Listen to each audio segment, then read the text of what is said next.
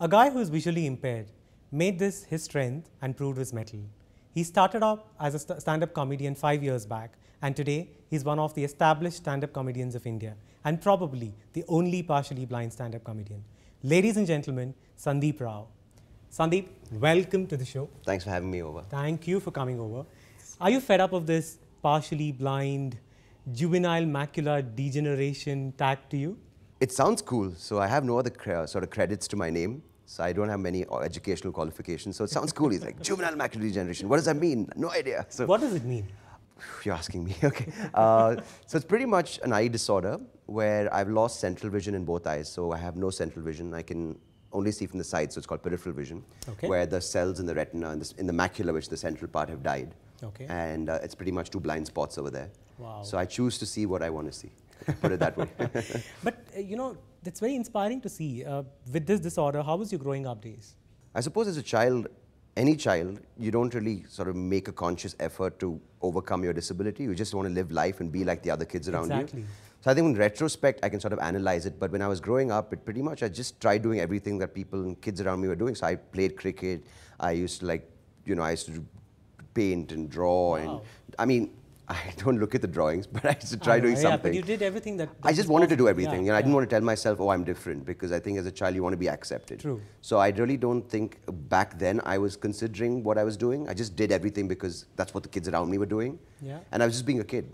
Nice. I think now when I look back, I'm like, oh, maybe I did certain things differently. But back then, I was just like, oh, I want to do this. I want to go. But at any point in time, did it hinder your confidence? I suppose in the teenage years, because I think teenage years for any sort of adolescent is difficult. True. You know, you're trying to come into your own, trying to figure out who you are. And that's when the entire sort of attraction towards women and starts. And I think then I sort of started feeling a little conscious of what's happening around me. It sort of really hit me in my late teens because friends around me started driving, going on dates, picking up, girls on a date, going, I'm going to go take her on a bike or in a car. And I was like, oh, I can't do any of this. And that's when it sort of made its sort of effect felt in my life. Yeah. But till then, I was just, when I was in the 8th, I started playing golf, and I think I just sort of started going around the issue. So I couldn't play tennis anymore. I couldn't play cricket anymore. I couldn't. Yeah. So I just do things which I could. But you worked it in your favor. Whatever you could do. I could do exactly. So I sort of just started doing things I could, as opposed to feeling bad about the things I couldn't do. Sure. But were you always this extrovert while you were growing up? I think I was. Apparently, as like a lot of people I meet now who knew me back as a child, they still know me. It's not like they gave up, like this guy's a lost cause. They said, like my parents said I was very friendly as a child, obnoxious to the point of being obnoxious. I've been friendly. You've been friendly and nice. So you were never socially conscious? You were not hesitant to go make a conversation with someone? No. Okay, okay. I'd in fact go to the other extreme. I'd sort of always try to please people, because I wanted to be accepted in every group. Yeah. And that's something which I do, right? You know, to the point that it was almost like a fault. You know, I'd be friendly to a fault. So I don't know if it's a good or bad thing, but you know, I can strike up a conversation pretty much with anyone. That's good. So probably that's a inbuilt DNA in you. It's supposed like probably a defense mechanism as well, right? Like the moment I'm not confrontational when it comes to like either physical confrontation or verbal. So I use being friendly as my sort of shield. Yeah. And then you worked in an IT firm for 4 years. Can we not talk about that? What happened? Was it a bad phase? No. I make fun of it, but it was actually it was sort of when I was like sort of in limbo. Okay. Because I moved back from the US in 2007, got my degree there, moved back, and it sort of was first year spent in advertising at a friend's agency. Realized in about 10 months that wasn't what I wanted to do. Then my parents' friends had this company. And he said, you know, why doesn't Sundeep come over? Like, the money's a little better than advertising. It's closer to home, so you don't have to commute that long. And anyway, he's not doing much in the advertising agency.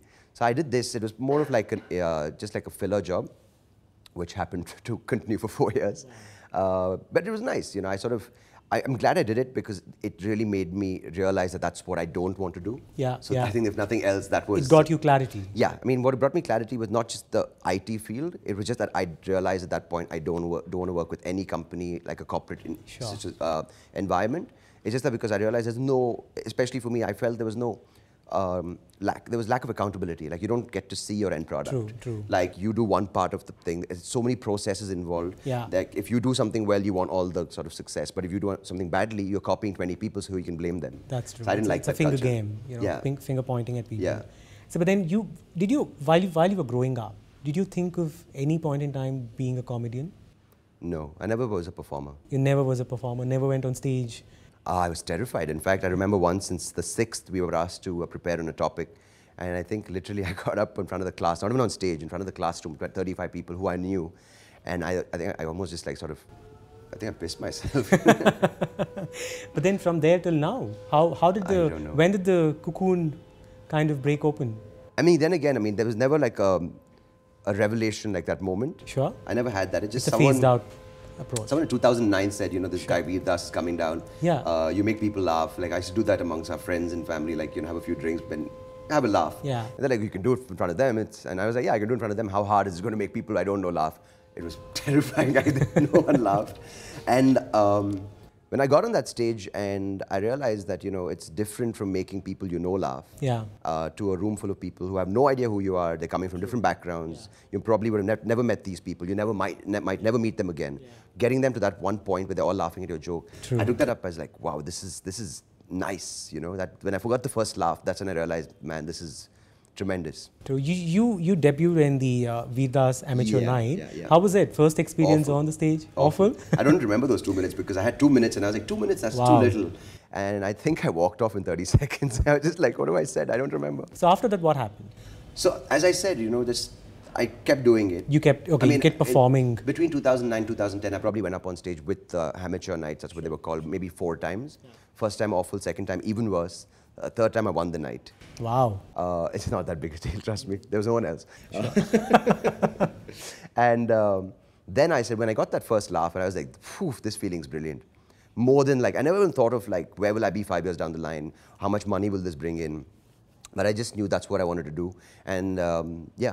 Where do you get the inspiration? I mean, you do so much of stand-up comedy. Just living life.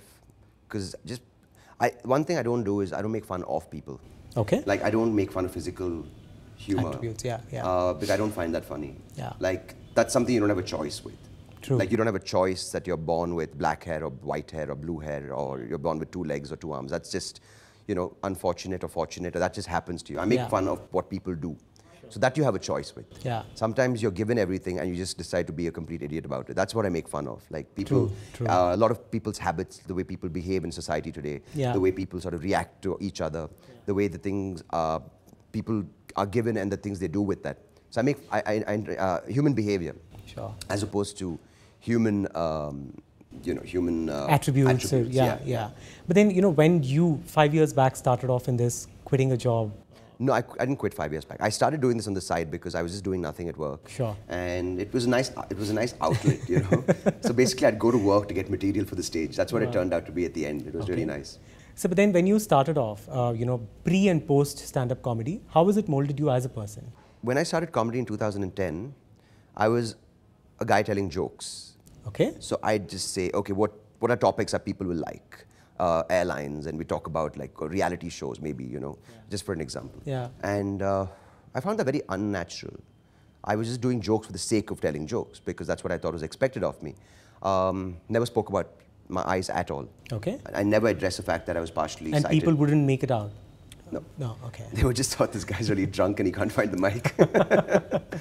But 2013 August is when I came out with my first special, and what was it was called Out of Sight. Out of Sight. Yeah. Oh, nice. So I said, you know, if I'm going to do this, I'm going to come out with a bang and say very clearly on every sort of marketing collateral, India's only partially blind comedian. Because till then, what tends to happen in this country is the moment you sort of say something like that, like a statement like partially blind comedian, it becomes your badge. Tagline, yeah. And it never gets taken away from you, you know, true. which I was scared of because I know I can offer more than that. True. But in 2013, I realized to myself, you know, let it be my badge.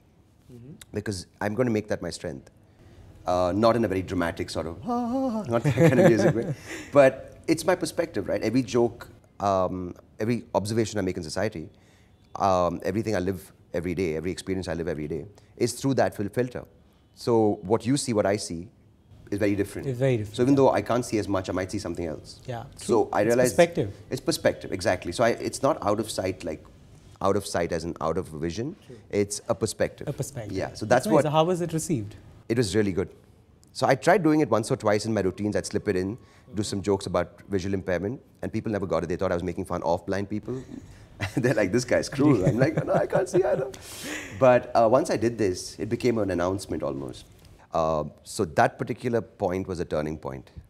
I was relatively funny till then as well. I got some laughs. Yeah. But I think the moment I did that, it became sort of my coming of age show. True.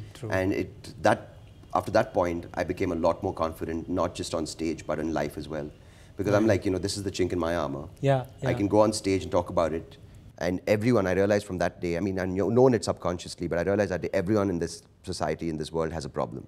True. It's just that some people accept it, some people decide to deal with it, some people decide to ignore it. I've accepted it, I'm moving on, I'm dealing with it. It's not my crutch, it's in fact it's my sort of, it's my companion. Yeah. It's my identity. One is identity, it's my companion. So it's going to be with me as for I don't know how long. Yeah. There's no point trying to fight it and push it away to the side and let it be, because that's what had happened. Before comedy, it sort of be pent up emotion, I can't see this. But now every day something goes wrong or something goes right, it becomes automatically on stage, it comes out in a way, good or bad, And people laugh and I laugh. Yeah, laugh. So it's nice. How spontaneous versus rehearsed are you when you go up? So the first couple of years I was very, very rehearsed. I'd rehearse for almost 2 hours before every show. When you say rehearse, so you used to I'd stand in front of the mirror and do my entire set, yeah. Okay. And then I realized it's sounding too cliched. Cliched is probably maybe a way to describe it. It's sounding too forced. Okay. It sounded like, oh my God, if I missed one joke, I'd be like, oh, I'm grabbing for the next punch or next point in the set. But now it's almost like, obviously I have a bunch of themes and premises. Okay. But right now probably I do about 40% spontaneous? No, 60% spontaneous. Oh, that's nice. Yeah. So you've gone there and probably you would want to reach 100%. It's a sort of scary thing to do. I wouldn't recommend this to any people because the hit rate does get better with experience, but the time when it falls flat, you're just like, oh, where do I go from here? Yeah. But when it goes well, there's no better feeling. So, one message I want you to tell all the people seeing this who are probably into comedy, who wants to make this as their profession. So what would you advise them? Don't do it. It's too much competition. Bad advice. I'm sure. Look at him and he's an inspiration to millions. No. I'll tell you a very simple point I'd like to tell people is that don't do it because it's the hot thing to do. Don't do it because it's cool. Don't do it because you see someone in the media or in the press or getting interviewed like this saying, my God, I want to be on that couch getting interviewed as a comedian. Don't do it for that. Do it if you're original. Do it if you're honest to yourself. And do it because you actually might be a little funny. Yeah. And do it if you actually have something to say and you have a nice perspective on society and people's behavior. True. Don't do it because it's like, oh my God, I saw AIB, they're so popular now. Yeah, I saw Kanan Gilly so popular. Let me do it because I want to be popular. Yeah. They're two different things. You want to get popular, there are ways of doing it. You can hire PR agencies, you can pay and get like paid ads, paid this thing. You can do that. Yeah. But are you doing it for that, or are you doing it because you want to be a stand-up comedian, because you as a guy or a girl actually have something to say? True. True. And trust me, I don't know whether it's a good thing or a bad thing. All good comics have something wrong with them. So if you have something wrong with you, do something. Take it up as your positive. Yeah, you can't have everything going well for you in life and then be like, what's up with poverty? It's like, you don't know anything about poverty. You've never been poor, So it's like, you need to live it. Yeah. So like even now, if I come up on stage, like, it's really hard being a dad. People are like, you don't have a kid, don't talk rubbish, So you need to live that thing. Like even if people come and talk to people like, it's like, what's the deal? Like I see some of these kids, 18-year-olds are like, what's the deal with women? I'm like, you've never been in a relationship. You've never spoken to a girl. Don't pretend that you know about women, you know? And talk big about it. Yeah, because that's where if it's not honest, at least for me, this is all, and that's the thing about comedy, right? There's no formula, like a one-point successful formula to be a funny comedian. True. It's all about what you might find funny, I might not. True. So it's all about personal choice and personal preferences, right? That's why I like comedy. It's not like one movie it's not mass appeal. I've never been into mass appeal. I like, even if I get 100 people who like my page and like what I do, I mean, I prefer a little bit more because that way I get some money from shows. Yeah. But I'm just giving you an example. Yeah. I'd rather have 100 people who like me for what I do and like my style of comedy than 1 million people who like me for one day and then move on. Sandeep, let's get your views on a couple of things related to comedy. My views are very blurry, by the way. One thing I wanted to know is India as a country. How welcoming or how supportive is it to an industry for stand-up comedians? I'm just going to address another part of this. Sure. Indians as people, you look at it, just for example, take a new pub opens in Bangalore. We just go, we're like, oh, new pub, new pub, new pub. 6 months later, we've forgotten about it. So I think right now, comedy's in that phase right now. It's new. It's only 5 years old, which is basically, when I speak to a couple of American comics, they're like, oh, this is like Lenny Bruce era of comedy, right? Like in the sense, this is where America was in the 1960s, 1950s. What I mean by that is that it's new. in thing now. It's not the in thing. It's very, very new to people. So regional languages, comedy's been happening in that.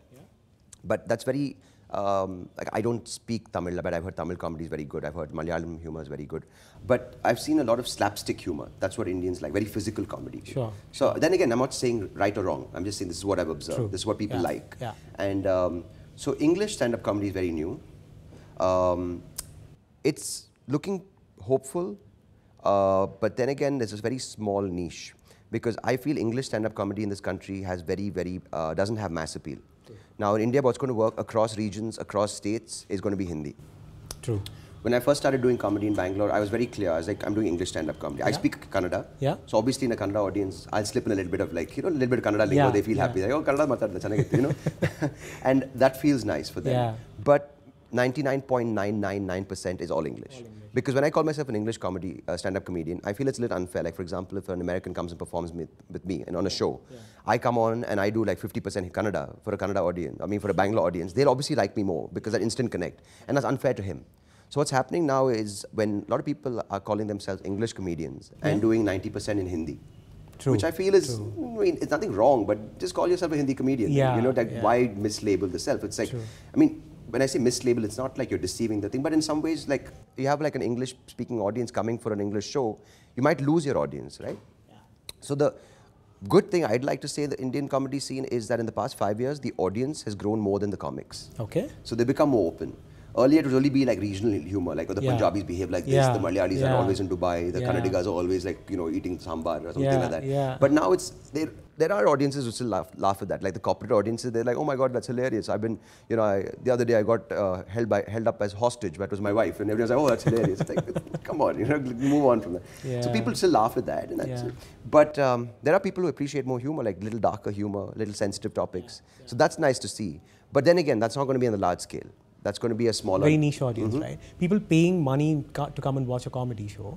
So it's changing. I mean, people are willing to, like how they go to see a movie, they would probably come and see a comedy show with family now. Not so that's, family, but it depends on the size and the age. So that's increasing. So with that, you know, every nook and corner we see there is a stand-up comedian self-claimed stand-up comedian coming up and say, you know, I do shows and stuff. So what does it take to be really a good stand-up comedian? According to you, I know there's no formula, but then what is it that connects with the audience that people would want to say, oh, Veerdas, I want to go and see his show. Sundeep, I want to go and see his show. I think the fundamental thing, this is my point of view, it could obviously differ from comedian to comedian. I personally like, just in a comic, what I'd like to see is honesty, originality, and that little bit of sarcasm, a little bit of quick wit. I don't want to see a person who's like almost acting out their set. Over dramatic, overacting. I don't like that in either movies or in stand-up. I think a little bit of, it needs to be different. I like that. Because everyone's talking about Rahul Gandhi, everyone talking about Salman Khan. I'm like, dude, what's the difference? You're just pretty much spouting out what's on the headlines, you know? So I like that in a comedian. But most of the comedians now talk about, as you mentioned earlier, physical attributes, sexual orientation, gender. I mean, it's been because overkill. It's overkill. Like, see, even people come and tell me, like, Sundeep, you talk about sex in your set. I'm like, see, I do two kinds of jokes. There are sex jokes, where it's dirty. Then there are jokes about sex. Like, I talk about prostitution. I talk about, like, you know, sexual preferences. Now, those, the moment people hear the word sex, they're like, ooh, what's up? You know, because it's a new thing for Indians. Like, you see two guys in an audience, you're like, oh man, and how long you guys been dating for? The crowd loves it. They're like, oh my God, they're two homos, you know. It's not that funny, but it's just an instant way of getting it's because it's awkward, it's discomfort for them. So that's why people laugh at it. It's not that funny on a fundamental level. And a lot of people do this, and what they do is they come up with a topic and you can't explore it even more and get into the sort of actual funny of it. You use like a punchline like, oh, he's doing all these things, he's just so amazing, he's so plastic, and punchline, Salman Khan. It's like, work a little harder, get a little beyond that, you know. So a lot of Bollywood references is annoying for me. And is it because, do you see that happening because more and more TV comedy shows are coming up? And it's See, widely the thing is, accepted. people live their life on TV. You know, like people travel 4 hours in traffic, come back. They don't want to think. They want mindless humor, mindless entertainment. Yeah. And that's why people, the moment they mention like Bollywood celebrity on stage, people get an instant connect. Yeah. But a guy or a girl who's talking about stuff which they feel like talking about, which is a little more original, which is a little more well thought through, might not get the same volume of laughter. Yeah. Because people are like, oh, I don't want to talk about this. I want something which is easy to laugh at. True. But how different is it TV comedy versus digital TV or comedy live? in India is rubbish. I'm not even lying. I'm not saying this because it's in Hindi. Yeah. I have nothing against the language of Hindi or comedy in regional languages. Yeah. It's just that you can't just get away with such rubbish. I'm sorry. True. You can't just exploit people's lack of, people's ignorance and just say because people are watching it, we'll give them whatever. True. It's just pretty much exploitation. It's like saying because we have no other option, we'll just put up whatever's coming on the Colors channel or this thing, people will watch. Yeah. But doesn't mean it's your responsibility as a comedian to higher the standard, not lower it. True. You can't just give the lowest common denominator jokes. Just because Sidhu's laughing like a moron over there, that's not your standard of humor. That's true. And that's one thing I've told a couple of very dear friends, it's our responsibility as comedians in India with English stand-up comedy to raise the bar. Yeah. Just because people are laughing at Punjabis being alcoholics, doesn't mean you stop there. Okay, get that out of the way, get that out of your system. Just do jokes about which are a little silly, but don't keep that as your benchmark. Let it start somewhere, move on from there. For them, it's almost, that's the foundation of If you keep giving them that, that's the benchmark, right? Yeah, if you keep feeding a child only curd rice, that's all he or she knows. Yeah. You got to move on from there. I like how I said curd rice because it's a Kannada. So you got to like move on. You got to broaden their horizons as well, you know? Because many people are like, oh my God, that Peter Russell is hilarious. I'm like, okay. So, I mean, as people know more, they'll choose. People aren't that stupid. People will choose what they like at the end of the day, you know? But it's got to be an informed choice. You can't just say, narrow their horizon saying, this is the only humor we'll throw at you. This is the only thing you'll find funny. And then finally, you suddenly one day open the boundaries. They'll be lost. They're like, what's happening? They'll in fact get angry with you. They're like, this is ridiculous. I don't want so much exposure. Yeah, that's true. It's with anything in India, right? We control what they see and what they listen to. True. In many ways. Like Bollywood is ruining our standards of expectation. You know, you were talking about sexual orientation, talking about physical disabilities and stuff. So recently there was this huge rage across India, AIB Roast. And that was a live comedy, and then you must have seen that. Most of the things that they spoke about there is about Bollywood, it's about sexual orientation and stuff. So live comedy in India, when you talk about at that large scale, what exactly it is? What is a good live comedy that people can actually go and look up to? Now the AIB Roast itself, there are 2-3 things I'd like to talk about that. It was ballsy, but borrowed. Yeah, it was exactly a replica of the... It's pretty much, you take like the past 10 roasts from Comedy Central in the US. That's pretty much taken from, jokes are taken from that, adapted to, instead of Charlie Sheen, you're saying Karan Johar. So in that regard, as content, I didn't like it. Respect for the balls that they had to actually do it up. To come up with the thing, and you know, it's not easy. If I can come up with a roast concept, I can't do it on that scale because I don't have the bandwidth and I don't have the balls. I mean, I might have the balls, but I'll do it for like a room full of 100 and see how that goes and move it on. But just coming out of the bang for 3,500 people, fantastic. I mean, I really like Karan Johar for what he did. Because everyone behind his back is like, oh my God, you're gay, you're Karan Johar, who's your boyfriend, Shah Rukh Khan. The fact that he came up on stage and did it took a lot of courage, and I like that. The rest of the show, I didn't really care too much for it, the content. But respect for what they did. They're very smart businessmen, you know, and very smart to take that out and sort of push the boundary for Indian comedy. Tell me one thing, should we take comedy seriously? Is it for us to actually see, laugh, leave it behind and come back? Yes, I'll tell you the 2 things to it. Now, over-analyzing jokes is stupid. Like, now I'll write a joke about about a religious sort of thing. I don't talk too much about politics or religion because I'm not a very religious person. My parents are religious, I respect that. If you might be religious, I respect that. I think religion should be a personal choice between you and the religion or you and the spiritual sort of aspect you have with it. That's yours. But the point is that I talk about certain things now. I have 2 extremes. One day I'll probably just laugh at something silly, like how my dog behaved. Like my dog came and jumped on me. That's a joke, that's silly. Now, will someone say, Sundeep's stupid, now he did a joke about his dog peeing on him? I mean, at the end of the day, it's humor, make people laugh. As long as it's your observation, it's original, and it's funny, it's funny. Now, there's another level of humor where you want to talk about things, like you look at comedy works in an environment where there's happiness, but it works better when there's sadness. Like in South Africa and Africa, now they're comedian. Nigeria, the comics coming up and doing things. So people can get out that frustration they live every day in society it's also almost like a therapeutic social tool. So True. for many times, like for me, comedy now has been therapy. You kind of get out, vent out stuff. Yeah, I inside. can do it in a healthy way where people Yeah. laugh, right? Yeah. So in that way, yeah, it can be for both sides, right? Also now when I talk about like certain things, like I make fun of prostitution. Now when I do that, people laugh at the joke itself, which I'm addressing on stage. But at the underlying level, there is a message of human trafficking, that it's not good.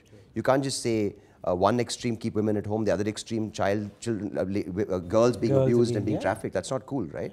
So there are certain jokes, if you can layer them well as a comic, because what tends to happen is because we're so young as comics in India, we tend to get preachy, because we don't know how to do it well. Like George Carlin did it beautifully, Bill Burr does it beautifully. Yeah. We are not that experienced yet to do it beautifully. So it tends to come across as like a sermon. Yeah. That's also not good. End of the day, people are paying to laugh, right? Yeah. So until I'm working on that, it's going to take much longer. So if I can weave in a message with a silly joke, with humor, so people are laughing, but they go home going, I actually had something to say. Yeah. That's the level I'd like to get to. True. It's going to take some time. Sandeep, this season, we're talking about cancer, trying to spread awareness on cancer and trying to save lives. So if you can, in your own style, tell people who are seeing this about how they should be looking up to cancer and spreading awareness of it. One thing I notice a lot in today's people, in today's society, is arrogance. Yeah. Basically thinking, hey man, I've got an MBA, I'm invincible. So I'm saying that sort of attitude is the most sort of wrong thing to do, right? Because you just think that, oh, it's not going to happen to me. Yeah, exactly. And that's when it happens to you. True. With anything, right? It's just like, oh, I'm not going to get fired. You might get fired. And it's not about you getting or not getting fired. It's about the attitude. Yeah. It's about being informed. And education is not about like getting an MBA, getting a PhD. It's about your willingness to open your mind. Absolutely. And it's a willingness to sort of understand that other people in this world around you who go through stuff, it's about awareness. For me, education is more about awareness and not just about the academic achievements. Yeah. So the thing with anything in life, and especially with cancer awareness, you need to know that it's there. You need to know that the people every day suffering from this, and there are people making an effort to prevent this. Yeah. So it's about telling yourself that you're not invincible and it might happen to you. Yeah. And just like for anything, go for a checkup, go get your cholesterol checked. Just don't think that, oh my God, it's not me. And you know, early detection can actually save life. It can, yeah. It's with anything, right? Like nowadays, 30-year-olds have heart attacks. It's like cancer is something getting worse and worse because of our lifestyle. Yeah. Because we eat such shit, and half the food we get is processed. Half the stuff we get is like genetically modified. It's very simple. If you're going to think that you're the best and you're invincible and your arrogance is going to carry you through life, then good for you, and we're better off without you. The whole point is here, we are trying to tell people about cancer, spread awareness and stuff. So it is about taking it seriously and getting your test done. You should get your body checked, because the world is a dirty place and it's getting dirtier with our pollution and the water and everything we eat and drink. So just remember that the body is giving us a lot because we abuse it so much, but respect it as well, because that's the only body you have in your life. Great. In conversation with Sundeep, we're going to be right back.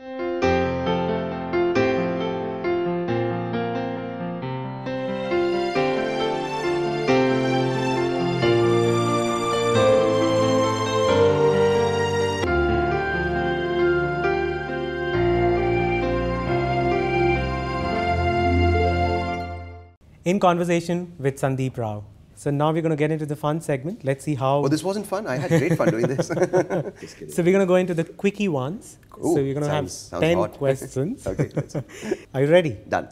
One advice from someone that's changed your life. Dr. Shyam Bhatt, friend of mine. Yeah? When I first said I want to talk about my eyes, but it might not be funny, he said, don't do it for them, do it for yourself.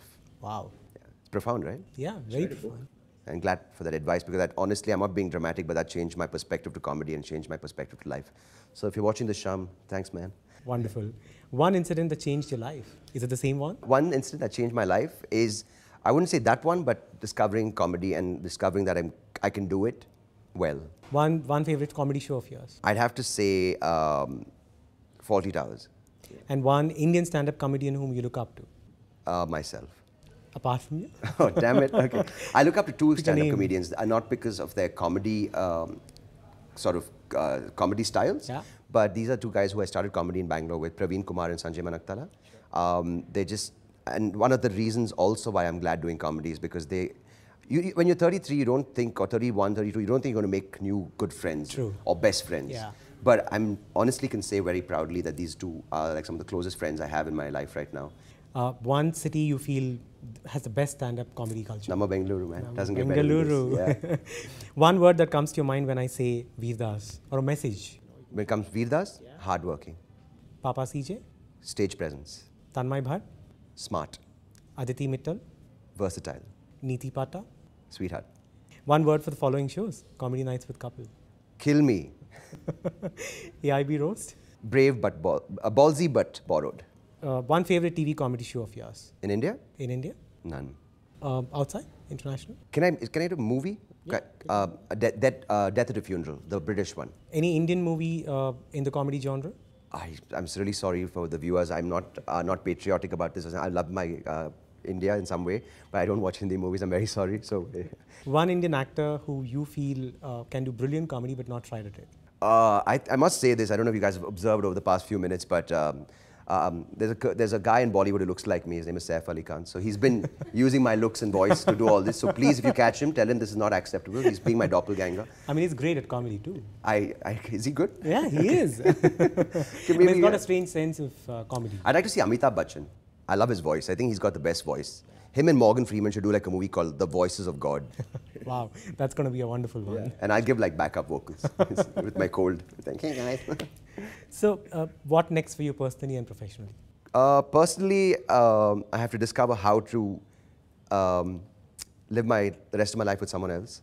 You're going to get married soon? Yes, getting married day after tomorrow. It's a very exciting stage in my life right now. So I have to obviously figure out how to balance work and I don't say that work-life balance is overrated. It's a corporate sort of philosophy which I don't agree with. Because I think if you do work well enough, life is going to come along well. And if you live life, then work is just there. Because honestly, what is work for? To live life, right? You can't live to work. Is that the way around? You shouldn't work to live. Yeah, you shouldn't just keep everything about work. Like if you enjoy it enough, like for me, I don't treat it as work. I have so much fun on stage. True. But very importantly, personally, I'm excited to sort of develop myself as a human being, get more sort of mature, look deeper into myself, and see if I can offer more humor through which I can sort of help people. It took me a while to realize, because a lot of politics and comedy, some person started after you, gets more famous than you, and it sort of, it's the most insecure business you're in, because people are getting popular, people are getting more likes, people are getting more fans. I realized it was bugging me this year, but very fundamentally I realized one thing over the past 2-3 days is I want to make people happy and put a smile on their face. So that's my personal choice going forward. Professionally, I just wanted to be doing more and more shows in English stand-up comedy across Bangalore, across this country of ours, and internationally, and spread my message of humor. Yeah, at the stage that you're now in, 18 years old, Sundeep Rao, to now, have you achieved more than what you had thought? Or there's a long way to go and you have a lot I think of dreams? achievement's overrated. Yeah? Have I grown? Yes. Okay. And am I happy? Yes. Do I have any regrets? No. No regrets? No regrets. Wonderful. Yeah. Great to have you on the show. Thank you. Thanks for inviting me over. I hope you had a good time on the show. It's lovely. I love being in front of the camera. It's like I feel like a little hi. So before we go, we're going to take a selfie and... Oh, let's do it. Hashtag overrated selfie.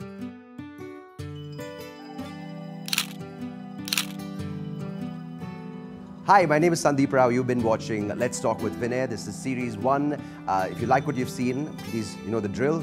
This is going to be fun. A lot more interviews coming your way. And just to make it dramatic, it's one man, one channel, multiple conversations. Like, share, subscribe. Bye-bye.